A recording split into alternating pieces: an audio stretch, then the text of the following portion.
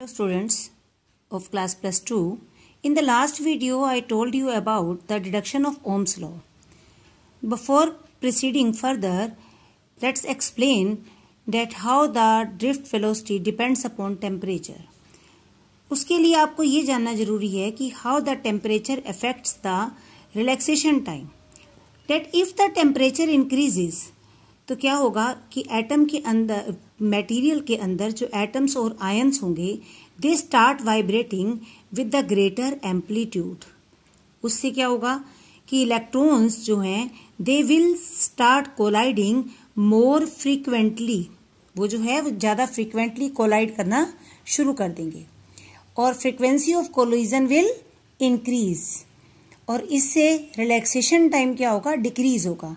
Let us suppose पहले वो 1 second में 10 बार कोलाइड कर रहे थे तो अब 1 सेकेंड में 15 टाइम्स कोलाइड कर रहे हैं. तो देन रिलैक्सेशन टाइम पहले कितना था 1/10 एंड नाउ इट इज 1/15. तो रिलैक्सेशन टाइम डिक्रीजेस. तो दैट्स वाई वी जो है drift velocity it is E/m into tau. तो drift velocity will also decrease. तो means hence the temperature increases तो drift velocity temperature increases so drift velocity decreases. Now the question arises that if Vd drift velocity is very small 10 to power minus 4 meter per second, so how can we get the very large value of the current? Because we know that current is equal to NeAVd, where n is, what is n here? N is the number of electrons per unit volume and they are very very large and that is of the order of 10 to power 29 to 30. And because of the large value of n and in spite of Vd very small, so we can get I very large. Now in Ohm's law we come across the formula R is equal to ml upon ne square A into tau. Now we will find out what are the factors on which R depends. Because m is constant and E is constant, so what are the factors on which the R depends? First of all, R depends upon length, means it is directly proportional to length of the conductor. It is inversely proportional to area. जितना material आपका thick होगा उसका resistance उतना कम होगा, जितना wire thick होगा उसका resistance कम होगा. R depends upon n. What is n here? N is the number of electron per unit volume and it is different for the different materials. It means R depends upon the nature of the material. And R depends upon relaxation time and which in turn depends upon temperature. It means R depends upon temperature also. And now further that R is proportional to L and R is inversely proportional to area. So if by combining these two, so R is directly proportional to L upon A. So by removing the proportionality sign, we put a constant. This is rho. And this rho is called resistivity. So resistivity and rho is equal to RA upon L. And means if A is 1 or L is 1, means area of the conductor is 1.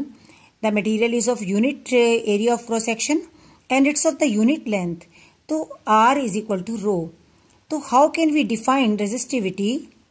So we can define resistivity that resistivity of any material is equal to the resistance of material कब? When it is of unit area and unit area of unit length. Means it is of unit volume. We can also say that resistivity is equal to resistance per unit volume of any material.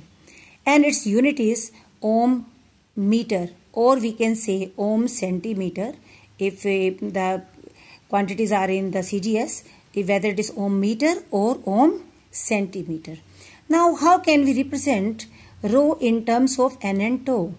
And R जो है R का formula क्या आया था हमारा ml upon ne square A into tau. And we also know that R is equal to rho into L upon A. So by comparing these two equations, we can find rho is equal to m upon ne square tau. It means rho means resistivity. Resistivity does not depend upon length and area. So what are the factors on which the resistivity depends? First of all, resistivity depends upon n. N in turn depends upon nature of material. For different material, N is different. And rho depends upon temperature, because on temperature the relaxation time tau depends. And rho is independent of length and area. Means अगर कोई wire है, if we increase its length, the rho does not change, only its resistance will change. Resistivity will remain same. Now, we will explain how the resistance depends upon temperature. That is only for the conductor. That is for the metals. If the temperature increases, so as I told you earlier, कि amplitude of the vibration of the atoms and ions of the material that increases. Now when the electron move within the material surface, the frequency of the collision of the electrons with the atoms or ion that increases. Means they will collide more frequently, and now in turn the relaxation time tau decreases, and we know that R is equal to ml upon ne square a into tau, and R is inversely proportional to tau. So that's why resistance increases. So resistance increases as the temperature increases, but it is only for the metals, that is for the conductors. Now we will explain how the temperature affects the resistance of any material, that is of semiconductor, whether it is of alloy. So for that we will use the formula. Let at 0 degree centigrade the resistance is R0 और T degree centigrade पर resistance कितना है RT.